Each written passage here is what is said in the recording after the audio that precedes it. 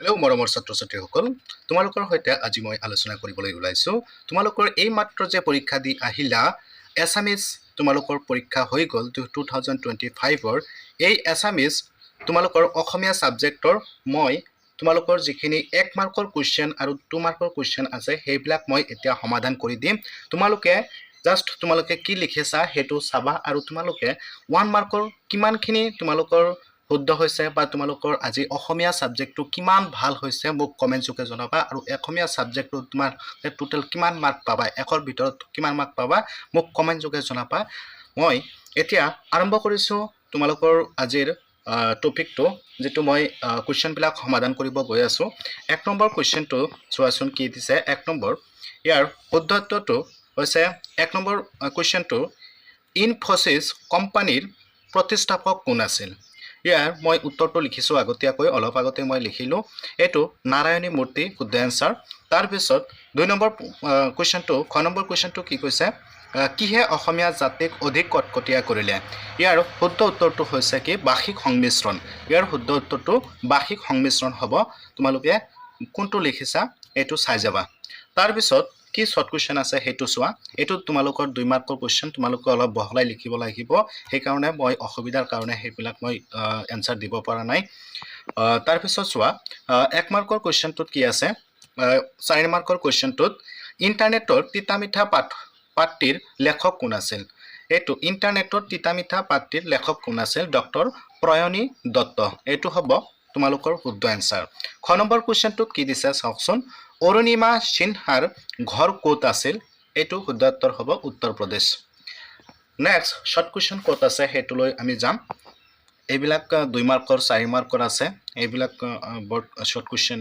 এইটো শ্বৰ্ট কুৱেশ্যনটো 7 নম্বৰটো চোৱা, অতি চমু উত্তৰ লিখা। ইয়াত পল কোন শ্ৰেণীৰ পঢ়ে? পল কোন শ্ৰেণীত পঢ়ে? তেখেত কি কোন শ্ৰেণীত পঢ়া পাইছোঁ আমি? 9ম শ্ৰেণীত পঢ়ে। এইটো হ'ব শুদ্ধ এনচাৰ। তাৰপিছত লেখকে ইৰাণলৈ কি দায়িত্ব লৈ গৈছিল? ইয়াৰ শুদ্ধ এনচাৰ হ'ব তেল অন্বেষণৰ কাৰণে কি হৈছিল? আমাৰ লেখক ইৰাণলৈ তেল অন্বেষণ দায়িত্ব লৈ গৈছিল। এতিয়া তোমালোকে এইটো 8 নম্বৰটো 2 নম্বৰ, 9 নম্বৰটো 3 নম্বৰ, তাৰপিছত 10 নম্বৰটো আকৌ শ্বৰ্ট কুৱেশ্যন, অতি চমু উত্তৰ। তোমাৰ পাঠ্যপুথিৰ বৰগীতটি কোনে ৰচনা কৰিছিল? বৰগীতটি কোনে ৰচনা কৰিছিল আমি পাইছোঁ কিতাপত, মাধৱদেৱে ৰচনা কৰিছিল। তোমালোকে নিশ্চয় জানা, এইটো কুৱেশ্যন কেতিয়াও ভুল নকৰা। তাৰপিছত খ নম্বৰটো কি কৈছে, আজান ফকীৰৰ আচল নাম কি আছিল? আজান ফকীৰৰ আচল নাম কি পাইছা তোমালোকে? হজৰত শ্বাহ মিলন আছিল আজান ফকীৰৰ আচল নাম আছিল। তাৰপিছত 11 নম্বৰ, এইটো অলপ বহলাই লিখিব লাগিব। এইটো 12 নম্বৰটো তোমালোকে বহলাই লিখিব লাগিব। আকৌ 3 নম্বৰটো শ্বৰ্ট কুৱেশ্যন, সেইটো প্ৰশস্তিৰ শব্দটোৰ অৰ্থ কি? এইটো গুণানুকীৰ্তন কৰা, ইয়াৰ অৰ্থ তোমালোকে এইটো কি হৈছে চাই ল'বা। আৰু খ নম্বৰটো কি কৈছে, অসমৰ স্বৰ্গদেৱে কিহেৰে দেউল সাজিছিল? দেউল সাজিছিল অসমৰ স্বৰ্গদেৱে কিহেৰে? এইটো উত্তৰত হ'ব কি, হাঁহ, কণী, বৰা চাউল, এই তিনিটাৰে কি কৰিছিল? অসমৰ স্বৰ্গদেৱে দেউল সাজিছিল। গ নম্বৰটো কি কৈছে, কবিয়ে কোন সময়ত মানুহজনক লগ পাইছিল? কবিয়ে কোন সময়ত লগ পাইছিল? গধূলিৰ সময়ত লগ পাইছিল। 14 নম্বৰ কুৱেশ্যনটো তোমালোকে অলপ বহলাই লিখিব লাগিব। 15 নম্বৰটো বহলাই লিখিব লাগিব। 4 নম্বৰ কুৱেশ্যন।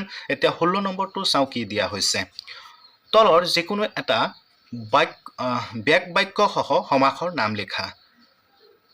ৰাম লক্ষণ, এইটো বেক বাক্যসহ সমাসৰ নাম লিখিব দিছে। মই চল্ভ কৰি দিছোঁ। ৰাম লক্ষণটো হৈছে কি, ৰাম আৰু লক্ষণ সমাহাৰ দ্বন্দ্ব সমাসৰ ভিতৰত পৰে। এইটো হ'ব শুদ্ধ এনচাৰ। তাৰপিছত নৱৰত্ন কি কৈছে, নৱৰত্নটো চোৱা, নৱৰত্নৰ ইয়াৰ শুদ্ধ এনচাৰটো হ'ব, নৱৰত্নৰ সমাহাৰ দ্বিগু সমাসৰ অন্তৰ্গত হৈছে।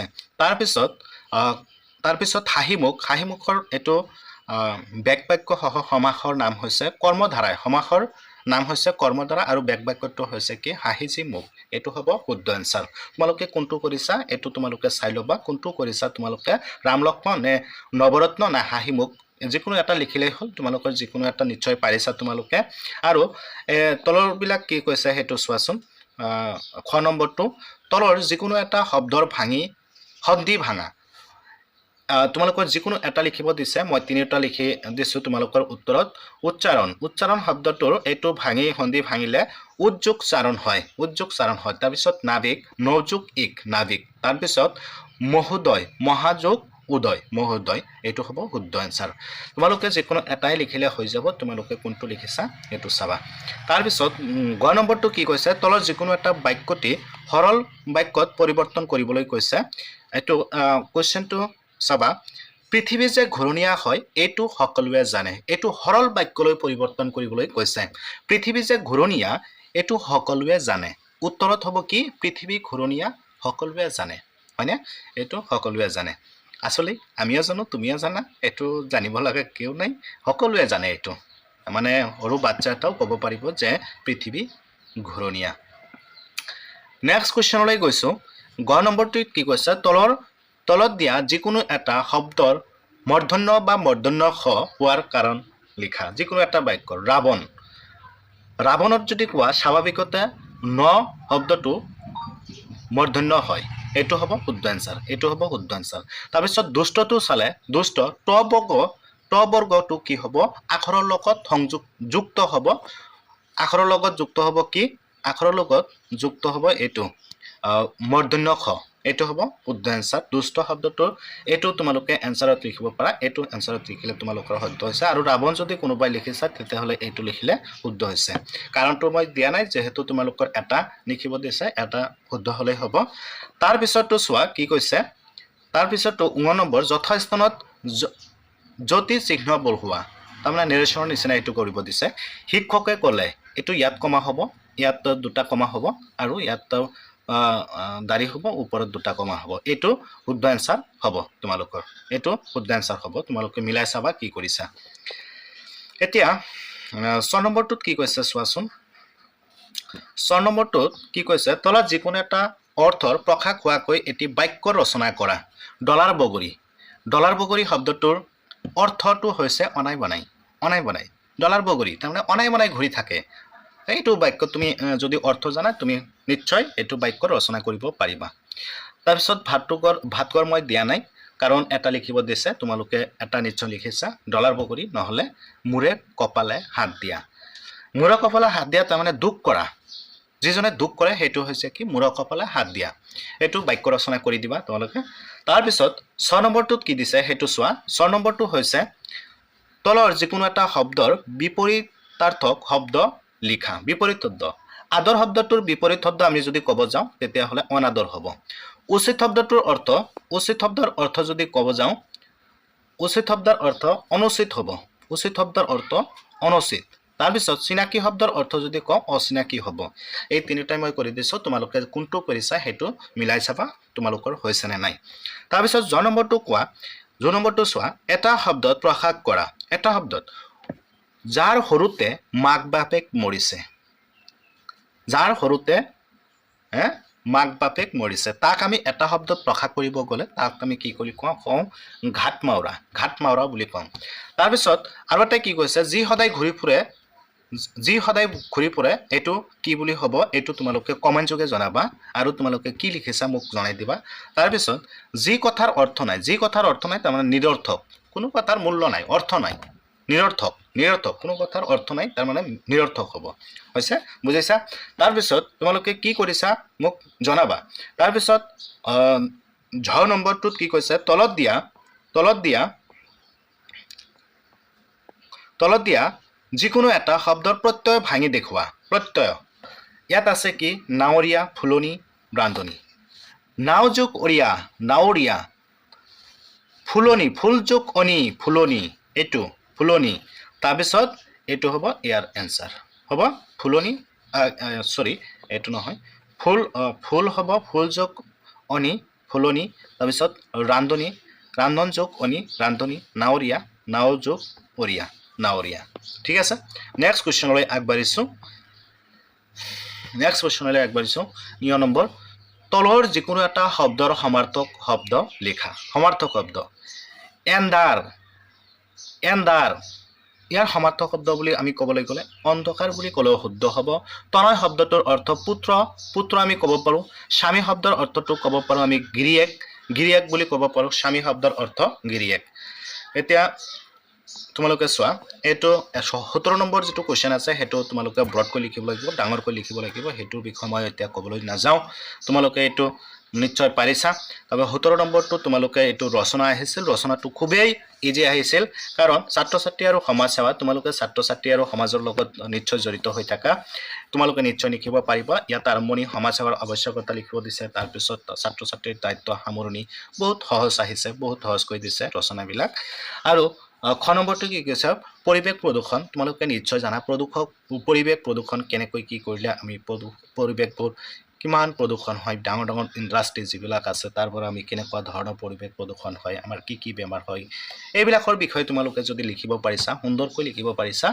আটৰ ভিতৰত তোমালোকৰ আটই পাবলৈ সক্ষম হ'বা যদি তোমালোকৰ মানে যদি তোমালোকৰ পৰিৱেশ প্ৰদূষণ এইটো শব্দৰ অৰ্থটো তুমি যদি ৰচনাত যদি ভালকৈ লিখিব পাৰিছা ইয়াৰ অৰ্থটো তুমি যদি ফুটি তুলিব পাৰিছা ধুনীয়া এটা নম্বৰ পাবলৈ সক্ষম হ'বা নেক্সট চোৱা তোমালোকৰ 19 নম্বৰ কোৱেশ্চনটো 4 মাৰ্কৰ এটো মই ক'বলৈ নাযাওঁ তাৰ পিছত 20 নম্বৰটো অলপ ডাঙৰকৈ লিখিব লাগিব 21 নম্বৰটো তেনেকুৱা তাৰ পিছত এই 22 নম্বৰ কোৱেশ্চনটো চোৱা নলন্দা বিশ্ববিদ্যালয়ত নতলীয়া পুথিভঁৰালটোৰ নাম কি আছিল ইয়াৰ উত্তৰটো হ'ব ৰত্নদধি ইয়াৰ শুদ্ধ এনসাৰটো এটো হ'ব নলন্দা বিশ্ববিদ্যালয়ৰ নতলীয়া পুথিভঁৰালটোৰ নাম এটোৱে শুদ্ধ তোমালোকে চাবা তাৰ পিছতটো কোৱেশ্চন 23 নম্বৰটো এটো বহালাই লিখিব লাগিব একেটা বহালাই লিখিব লাগিব তাৰ পিছত চোৱা অতি চমু উত্তৰ এটো অসমীয়া কোনজন সাহিত্যিক অসম কেশৰী বুলি আখ্যা দিয়া হয় এটো তোমালোকে নিশ্চয় জানা এটো অম্বিকাগিৰি ৰায়চৌধুৰীক আমি কি কোৱা হয় অসম কেশৰী বুলি কোৱা হয় এতিয়া তোমালোকৰ নেক্সট আৰু আছে নে ইয়েস আৰু 28 নম্বৰটো চোৱা 28 নম্বৰটো তলৰ বাক্যটো শুদ্ধকৈ লিখা তোমাৰ দেউতা ঘৰত আছে নে তোমালোকে এটো শুদ্ধকৈ লিখিলে কি হ'ব তোমাৰ দেউতাৰা ঘৰত আছে নে এটো হ'ব শুদ্ধ এনসাৰ তাৰ পিছত খ নম্বৰটো কি কৈছে পঢ়া উপসৰ্গ ব্যৱহাৰ কৰি এটা শুদ্ধ বাক্য লিখা ইয়াৰ উত্তৰটো হ'ব যে তেওঁ যুদ্ধত পৰাজয় হৈছে পঢ়া উপসৰ্গ ব্যৱহাৰ কৰি এই পঢ়া শব্দটো ইয়াত পৰাজয়ৰ লগত ব্যৱহাৰ হৈছে একেবাৰে উপসৰ্গ ব্যৱহাৰ কৰি এটা শুদ্ধ বাক্য ৰচনা কৰা হৈছে তোমালোকে এটো চোৱা আৰু তোমালোকে কি লিখিছা মোক কমেন্ট যোগে জনাবা 28 নম্বৰৰ খটো পঢ়া উপসৰ্গ ব্যৱহাৰ কৰি কি লিখিছা তোমালোকে মোক কমেন্ট যোগে জনাবা তাৰ পিছত এটো খালি ঠাইটো তোমালোকে মই জনামতে বহুত কেইজনে পোৱা নাই তোমালোকে নিশ্চয় আৰু কিছুমানে পাৰিছেও এটো হ'ব তুমি হলে স্কুললৈ নগলা এটো হ'ব হলে শব্দটো ইয়াৰ শুদ্ধ এনসাৰ হ'ব এতিয়া নেক্সট 28ৰ ঘ নম্বৰটো গৈছো যিকোনো এটা সমাৰ্থক শব্দ লিখিব দিছে মই দুটা দিছে মিত্ৰ শব্দটোৰ সমাৰ্থক শব্দ হৈছে বন্ধু আৰু কন্যা শব্দটোৰ সমাৰ্থক হৈছে ছোৱালী বা জীয়েক এটো হ'ব শুদ্ধ এনসাৰ 19 নম্বৰটো চোৱা তলত দিয়া যিকোনো এটা শব্দৰ আধুনিক ৰূপ লিখা ইয়াৰ